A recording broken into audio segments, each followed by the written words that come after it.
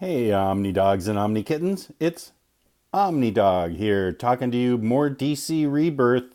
Today I've got not root beer. I know it's 6 a.m. in the morning, so I'm drinking coffee, but I'm drinking it out of my Little Mermaid cup. So that counts, I think, right? Excuse me. So today we're going to talk about two books. Going to be a couple of short videos today as we talk about Wonder Woman to start out with. We start out with DC Rebirth overview and review, looking at the really cool boards that are printed, and DC just does a great job on these. Now, this book's a little different because, first of all, it's by the fabulous Greg Rucka, whom I love. He's one of my two favorite writers. Ed Brubaker's the other. But it's got excellent art by Liam Sharp and especially Nicola Scott. And it's told in a little bit different fashion because it alternates issues with the past and the present. So you do have to be willing to go out on that sort of out-of-the-box type writing where the first issue... Let's see, what is the first issue? Is the first issue the present? This looks like Nicola Scott art. I don't know.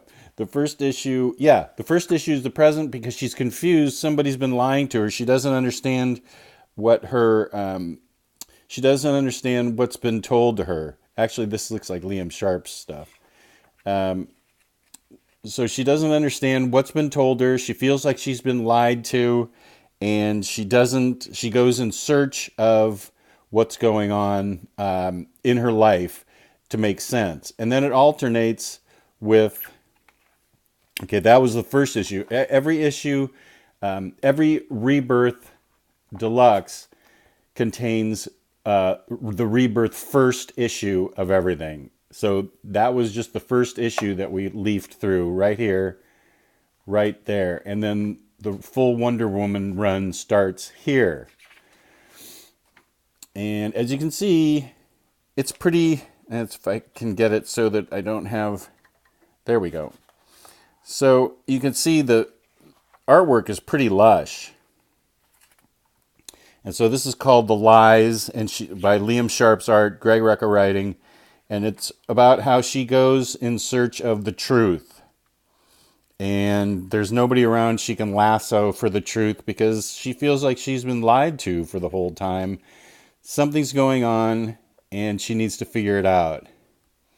Then we go into the past issues, and look at this art. That is Nicola Scott, and this woman knows how to draw.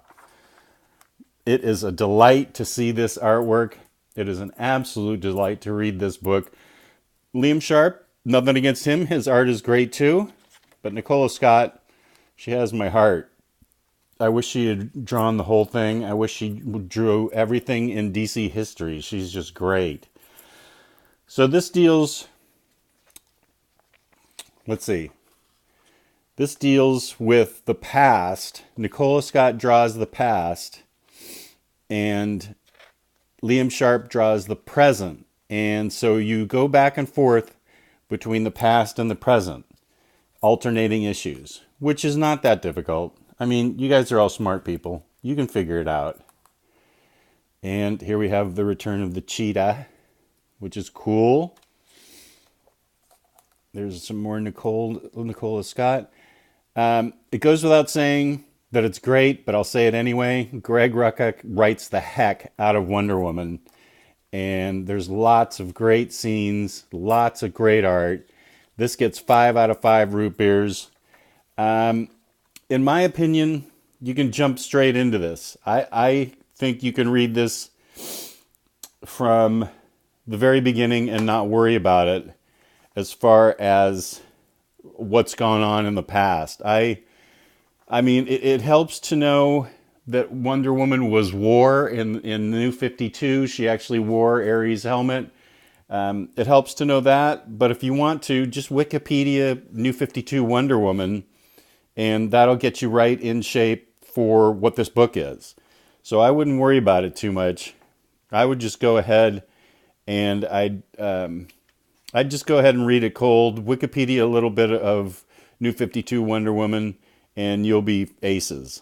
So definitely get Wonder Woman Rebirth, because this art and this writing is so fun, and it takes it from the beginning. She doesn't know how to speak English. She has to figure out the language. It's just really good.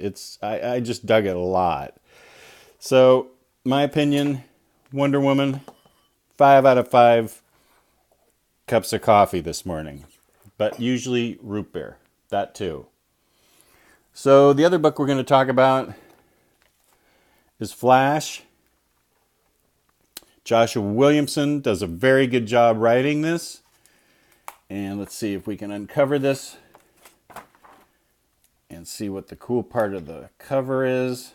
DC does a great job with these deluxe editions. And yes, you see there, Wally West is introduced again. Now, he was gone. He was zipped out during Flashpoint and New 52. So to figure out where he is now, you're going to need to read DC Rebirth and this Flash book. You need to at least Wikipedia Flash for Flashpoint to find out what happens to Wally.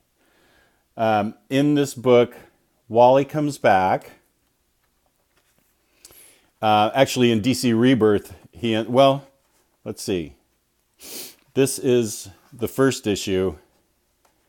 And we can take a quick look at this. Let me get it so that it's not got glare on it. The art is very good. Here it is. He finally pulls him out of wherever he was.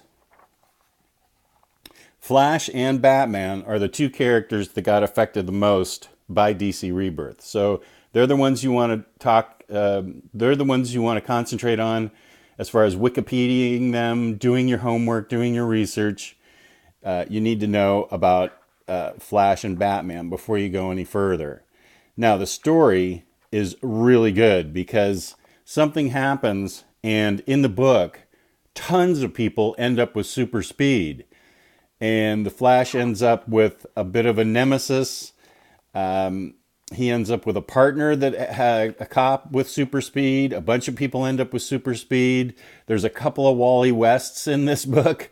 So that's why it helps to know a little bit of information ahead of time to help you keep it straight.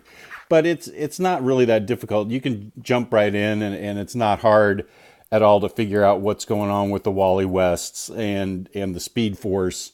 But you do have to have a little bit of knowledge. But otherwise, the artwork in the very beginning is really good. Josh Williamson writes a very good Flash. Here's Wally West Kid Flash. So it's a really good book. I would give it 5 root beers, but the art breaks down in the very end. It looks weird to me. I just don't dig it. This is actually a great cover that the Flash of Two Worlds has. If I can get it. Right here, the homage to Carmine Infantino with Wally West as a little kid, and then the grown-up Wally West with the Flash. So the art kind of gets chunky and really cartoony towards the end, and it just sort of took me out of the story. Got a little better towards the end, but this middle part where with the shade, I don't know. It was just a little too cartoony for me. It got a little better towards the end, and then it went back to being chunky again. And this just sort of took me out of it. So maybe you're different. Maybe you don't mind. I mean, the story's still strong through the whole thing. I enjoyed the story, but the art kind of took me out of it. So I will leave it up to you to decide what you think about The Flash. I'm going to give it 3.5 out of 5 root beers. Great story. Consistent art in the beginning, but then it gets a little chunky, which sort of took me out of the story. Otherwise, I would have given it a 4. Very good story. Definitely worth reading, but be aware of that art at the very end.